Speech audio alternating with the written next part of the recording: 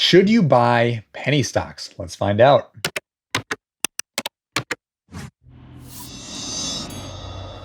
So penny stock is any stock that reaches $5 or less. That's US dollars. See, when a stock reaches $5 or less, there's a 99.9% chance it will never break out past $5. And the reason is large financial institutions, those are the large institutions that really move stocks up and down, they lose confidence. The price is too low.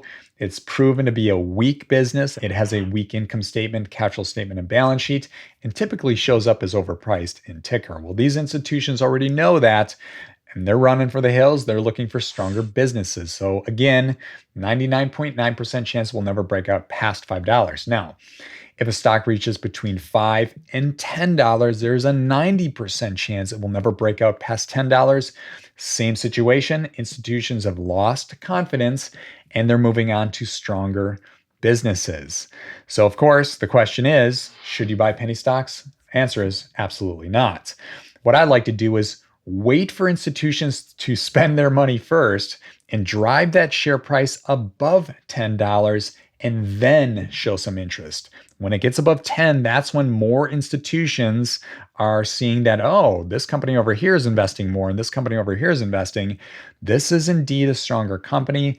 And then there's going to be more momentum, of course, if this stock continues to remain on sale and beat EPS expectations quarter over quarter, then you're going to start to see some momentum. But that doesn't really happen until that share price goes north of $10. So if you're thinking about getting into some stock that's at 50 cents, thinking it can go to $5 in a few years, chances are pretty much slim to none. You might as well go to the casino.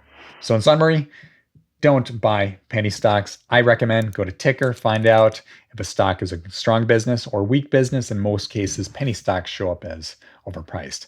If you like this video, hit that like button. If you want to see more videos like it, hit that subscribe button. And if you want to learn more about investing and learn what's a good stock and a bad stock, go ahead and check out Tykr.com. We'll see you in the next video. Bye for now.